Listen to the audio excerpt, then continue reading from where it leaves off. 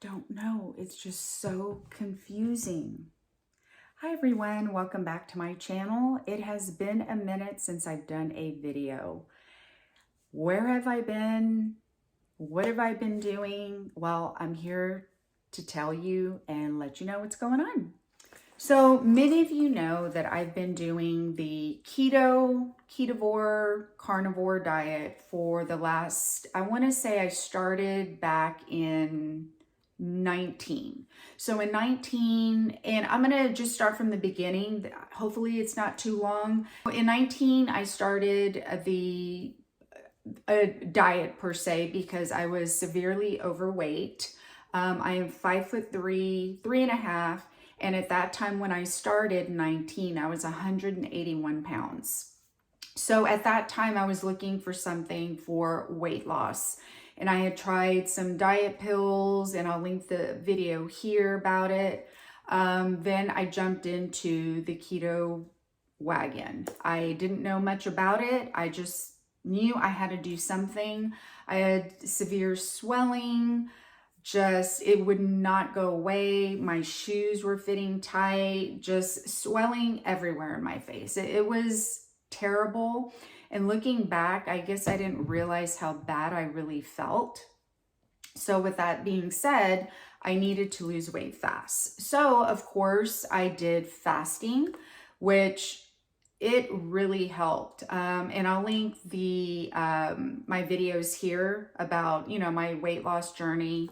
So you can, look at it and see what I did, what you may be doing, but I can tell you now what is working, what has worked for me, and we'll go from there.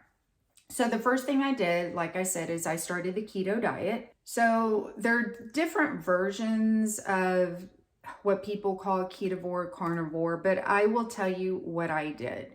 So I started keto. I took my carbs all the way down to 20 grams to be exact. I started with that, and that's pretty much all I did. I was really watching calories, taking my carbs down to 20 grams, and I was losing weight.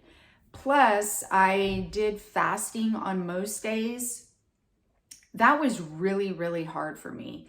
One, because I do have migraines, and I'll get into that in a moment. And two, because I love my coffee. I've been drinking coffee so many years, and to just postpone that for, later in the morning was really challenging for me. So what I started doing, then I heard, well, we won't get into that. Okay. So I was having my coffee, and I started putting butter in it, and I was still using, I can't remember what the creamer was, but I would get it from Costco, and it was like, it had good fats in it. It was a good one. They don't sell it anymore. That's another bad thing about it is, finding a good creamer or half and half. But anyway, so I took, again, down 20 grams. I was losing weight. I was fasting. Along the way, though, I did run into some issues with headaches. Looking back now, is probably extremely dehydrated. I wasn't drinking enough water. I don't think, being new to it all, you're kind of a guinea pig. You're trying to figure out what's working, what's not working. And I was losing weight. That was the goal for me at the time, losing weight. But I was feeling horrible. So I don't know if I can stick with this diet. It was, really hard for me because of how I was feeling during the fasting. So I quit the fasting, and I took down the carbs a little lower. I can't remember how low, just because this was back in 19. So it was low. And I would say within a year, I was down to like 118, 119 pounds. And it was a lot of weight. So I dropped down to, I believe I dropped 63 pounds. So I felt what I thought was good, and I just was happy, that I lost that weight. I didn't have the swelling anymore. And that was really important to me, is that swelling. It was terrible. So then a different topic is, do you cheat? Do you not cheat? Well, I was cheating, on the weekends. My husband doesn't do any version of any diet. So going out to eat was really, really rough. I would cheat, and it's not good. You're either going to do it or not do it. So, and again, it being new to me, I had to figure out what worked. So I did that, and finally I just thought, life's too short.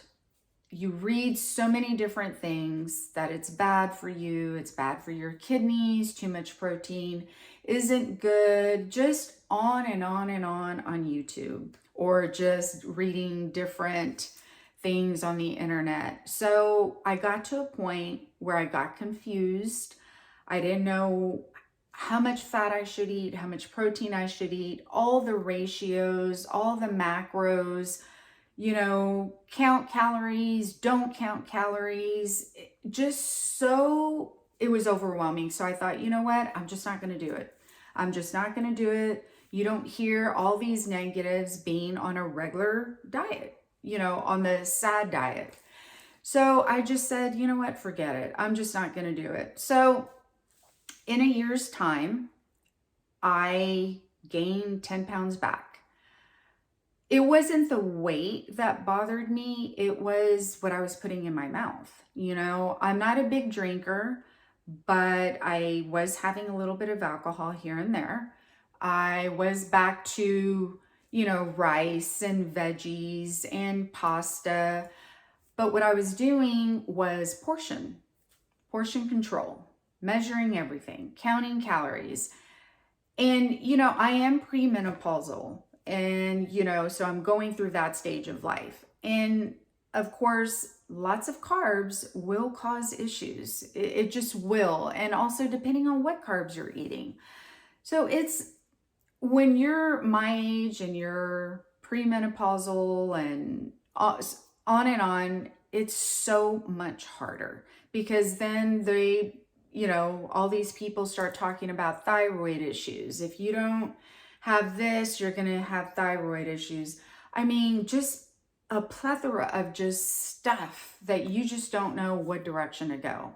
And if any of y'all have been in my shoes, please let me know in the comments below, because this was overwhelming. And I think once you start getting more into the carnivore spectrum of it is when you start really hearing about electrolytes, drinking tons of water, or you shouldn't drink a lot of water because then you're flushing out everything. So it just started getting pretty heavy duty for me. So here I am today. I'm dealing with my migraines. I'm not taking all these medications for my migraines. I'm just taking one medication, and that's, during the actual migraine. And I'll put a video here about my migraines and medications and things like that. And I'm dealing with my chronic back pain. And I hear that when you do carnivore, high fat, it all goes away. Well, I am not experiencing that. And today I started, to me, what I call my carnivore, strict carnivore, on August 27th.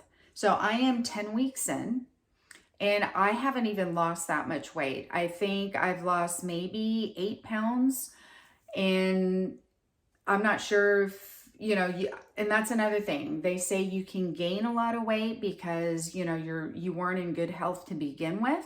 So your body's just taking in all that nutrients. So it might be hanging on to it because it doesn't know when you're going to be healthy again. So dealing with that. And I'm okay. I'm not trying to lose weight. I am trying to get to being healthy. I'm sick of these migraines. I feel like now being strict carnivore since August, I'm getting headaches daily. Now, I do put butter in my coffee. I do, when I make my steaks or make shrimp, I do put butter. So now I'm reading into it and I'm hearing that you can have a histamine allergy to it.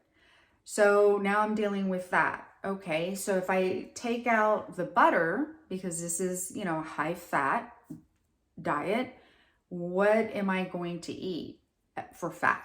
And we're back to animal fats.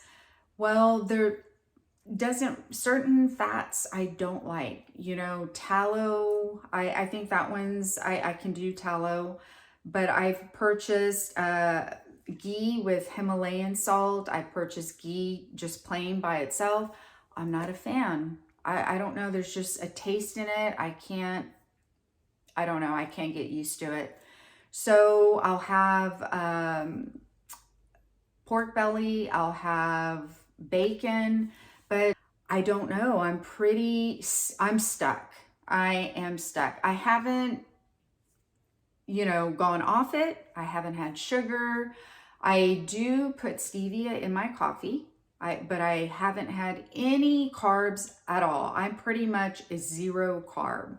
So if you're in this journey and you're still dealing with pain and you're wondering when the pain's going to go away, or if it, because I don't think I'm adapted yet.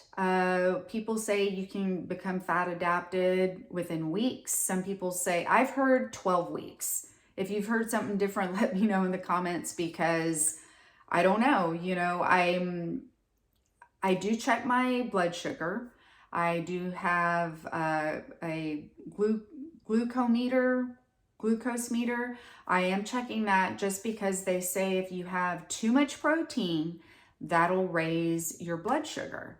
And that's another issue. So I'm thinking, okay, well, if I'm eating too much protein, maybe that's why I still feel bad, because my sugars are elevated. It is a gamble. So I've been checking my blood sugars as soon as I wake up in the morning, right before bed, about an hour to 2 hours after each meal. And so far I've been in the high 70s, 80s. I've been in the 90s a couple of times. Yesterday I was 102, and I think the highest yesterday was 107. Which was crazy because I couldn't figure out why it was higher than the 70s and 80s that I've been pretty steady in. And I have been eating more protein. So could that be it? What I've come down to is I'm going to do what works for me. I'm not going to, you know, do it one way, do it for another, because it all works differently on everybody. You know, if somebody has high protein, maybe it's not going to spike their insulin. Maybe for me, it does.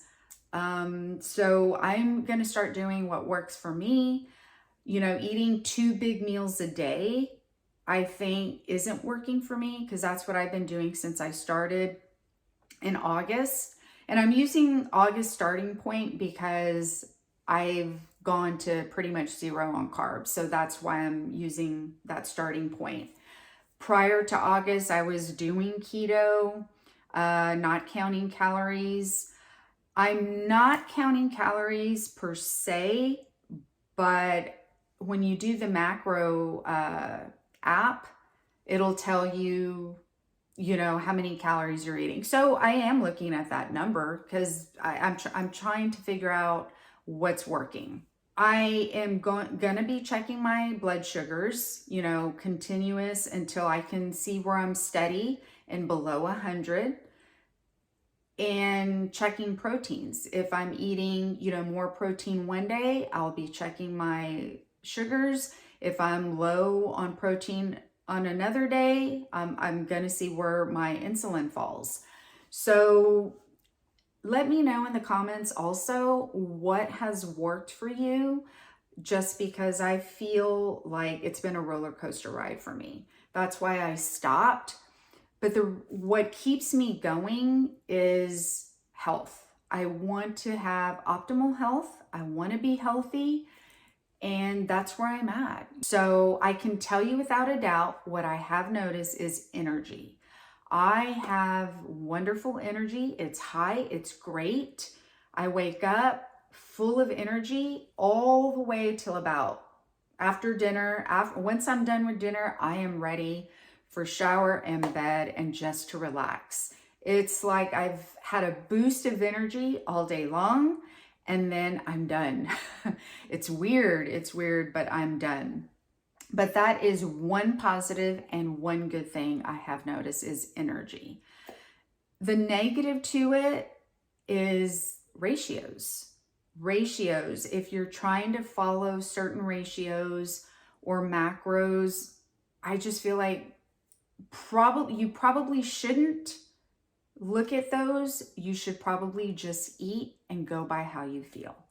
Butter, if it works for you, that's awesome. I wish it was working for me. I don't have proof yet that it is an allergy for me, but I just find it coincidental that I'm getting a lot more headaches since I started this. And of course, I've incorporated more butter. So as far as vitamins go, I wasn't taking any. I had stopped it just because, again, you don't need any on this diet. Do you? Do you not? You do need electrolytes. You do need potassium, magnesium. So I've incorporated a multivitamin back. I don't want to be on a deficit on those things because they're very important. And as far as what I'm eating tons of eggs. I'm eating fatty steaks, butter, tallow, bacon, pork belly. And I do have shrimp a couple of days out of the week. I'm just eating high fat. And another thing is, you hear about high fat.